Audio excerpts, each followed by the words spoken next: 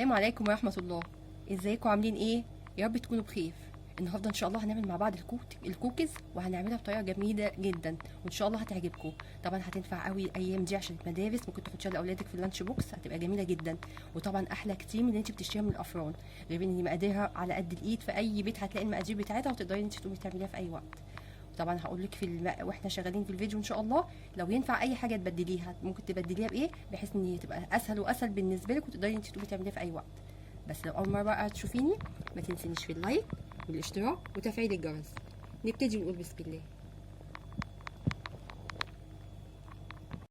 اول حاجه مقادير عباره عن ايه؟ انا معايا كوبايه ونص من الدقيق، طبعا هو ممكن يزيد وممكن يقل حسب العجينه اللي معايا، هنشوف هتاخد قد ايه، بس هو غالبا بتاخد معايا كوبايه ونص. معايا نص كوبايه من السكر، ممكن يكون حبيبات وممكن يكون ناعم، مفيش بودر، مفيش مشكله برده فيها.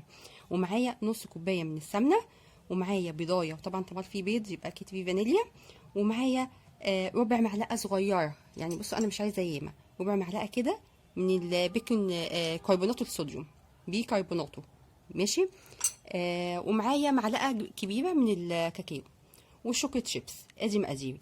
اهم حاجه ان كل مقادير مطلعاها من التلاجة قبلها بفتره كويسه، انا بقالي بتاع نص ساعه مطلعاها من التلاجة. الدقيق والسكر انا نخلاهم، تمام. هعمل ايه؟ اول حاجه كده انا هجيب السمنه بتاعتي.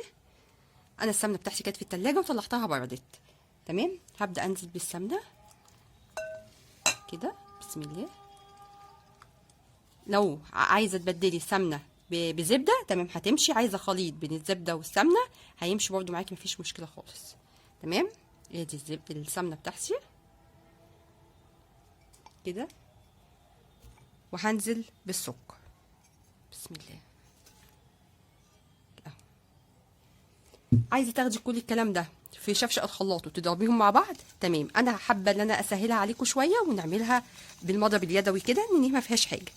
هعمل ايه دلوقتي؟ انا هفضل اضرب فيها كده لحد ما الاقي الخليط بتاعي فتح اهو كده.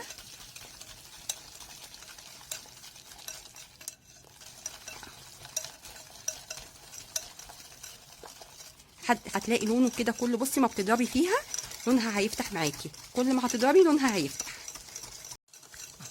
تمام كده. بصوا انا ضربت فيها هتلاقي لونها فتح معاكي وبقت كريمي معاكي خالص كده.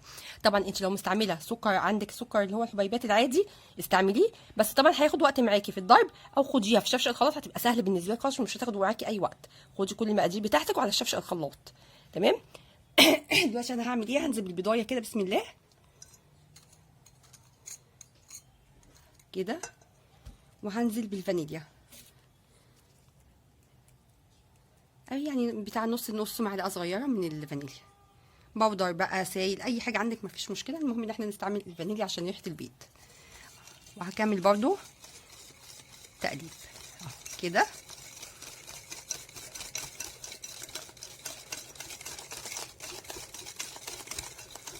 خلاص كده. هبدا انزل بالكربونات بتاعي اهو كده، ربع معلقه صغيره، تمام كده. وهنزل بالدقيق. اهم حاجه بقى وانت بتنزلي بالدقيق ما تنزليش بيه مره واحده، انا هنزل مثلا بنص الكميه وافضل انزل حبه حبه لحد ما احس ان الخليط بتاعي بقى كويس اهو. هنزل مثلا كده بنصه، تمام، لان كميه الدقيق دي بتختلف من دقيق للتاني، في بياخد دقيق ياما وفي بياخد اقل، وحسب حجم البيضه اللي انت مستخدماها اهو كده، بالراحه خالص اهو كده. تنزلي وتبداي ايه، طبعا البسكوت من الحاجات اللي ما تتعجنش، انا يا دوبك بلف العجينه معايا بس لحد ما تبقى متماسكه، هي لحد ما بتبقى طريه، هي ما تبقاش متماسكه. انا هشيل دي كده بس عشان نحس بيها واحس بالعجينه بقت كويسه ولا لا كده اهو. نبدا نشيل بقى كده، هنقلب بيها بايدينا كده، تقليب مجرد ان احنا ايه بنقلب اهو كده. هتعوز شويه دقيق تاني هننزل بيهم، عايزك منك اكتر من 2.5 حطي مفيش مشكله، عايزك اقل زي ما هتمشي معاكي، يعني اهم حاجه تشوفي العجينه في ايدك اهو.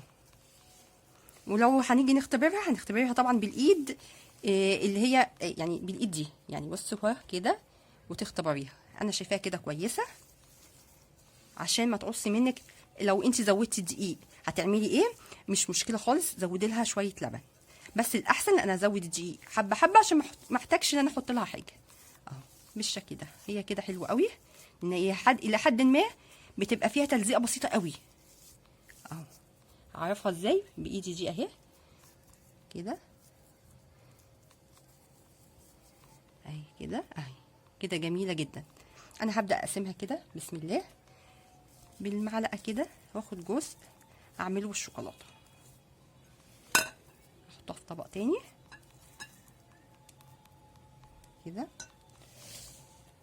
هجيب بقى الكاكاو بتاعي وانزل بيه بسم الله اهو بالشكل ده بس، وبرده هقلبه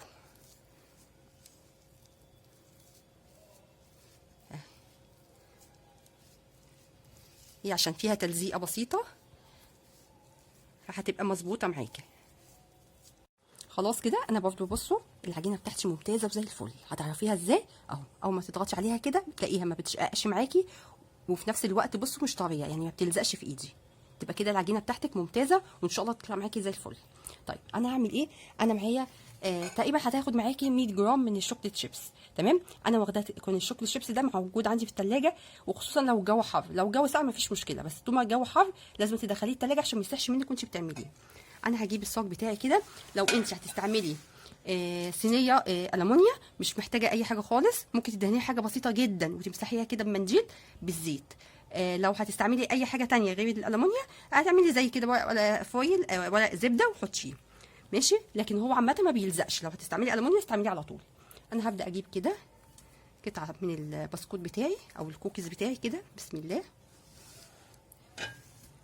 كده،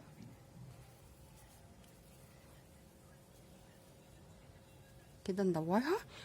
اهم حاجه برضو مش هنضغط عليها، انا هعملها كوره كده وهنزل في الشوكليت شيبس بتاعي على طول كده بالشكل ده، مش مشكله كده اهو. ما تضغطيش عليها عشان انت لو ضغطتي عليها اول ما هتحطيها في الفرن هتلاقيها كبت معاكي وفرشت. تمام، فانت خليها زي ما هي كده، وهي مجرد هي بتخش الفرن بتاخد الشكل المدور بتاعها بالشكل ده كده اهو. تمام، هعمل واحده فاتحه وهعمل واحده شوكولاته بحيث الاتنين يتحطوا مع بعض اهو كده. برضو نعملها كوره بالشكل ده تمام. كمان لو عايزه اكبر من كده كبري، عايزه اصغر من كده الحاجه دي بتاعتك انت. واخدها كده احطها في الشوكليت بتاعي كده بالشكل ده اهو، وبايدك بس ايه يعني ثبتي الشوكولاته بتاعتك. يعني انا مجرد ان انا بثبت الشوكولاته مش بضغط عليها. تمام كده، وابدا ارصصها كده، وهسيب طبعا مسافه بين كل بسكوتايه والبسكوتايه التانيه. تمام، انا هكمل بقيه الصينيه بتاعتي بالشكل ده. طبعا هعمل ايه؟ انا هاخدها هحطها في الرف الوسطاني على درجه حراره 180 لحد ما تاخد اللون بتاعها. اول ما تحسي، لو حسيتي ان هي خدت لون من تحت ولسه فوق فاتح، هي طبعا ما بتحمرش قوي من فوق، بس لو خدت لون من تحت ومن فوق لا، ممكن تولعي عليها شويه حاجه بسيطه جدا. هنحطها في الفرن وهي تقريبا بتاخد من 10 ل 15 دقيقه. تمام، هحطها في الفرن واول ما تطلع ان شاء الله نشوفها سوا. خلاص كده انا طلعت الكميه بتاعتي من الفرن، قد ايه جميله جدا وريحتها فظيعه غير طعمها. يعني انا مطلعاها وبسم الله ما شاء الله عماله تتاكل منها من كتر ما هي حلوه وجميله. بالنسبه للسوا، انت لو حابه تخليها طريه شويه طلعيها بدري شويه، يعني 10 دقايق بالظبط وطلعيها. لو حابه ان انت تبقى مقرمشه اكتر ممكن تسيبيها شويه في الفرن. وعامه اول ما بتطلع هي بتحس ان هي بتنشف اكتر، يعني ما تسيبيهاش زياده عشان ما تنشفش معاكي ياما وتبقى مش حلوه. بصوا الكوكيزيه بسم الله ما شاء الله جميله ازاي، بصوا السوا بتاعها من ورا، بصوا جميل. حتى الشوكولاته بصوا. طبعا انت لو حابه تكبري الحجم عن كده ده حاجه بتاعتك انت، بس انا بالنسبه لي انا كل ما بتبقى صغيره انا كل ما بحب ان هي بتبقى حلوه كده على قد البق.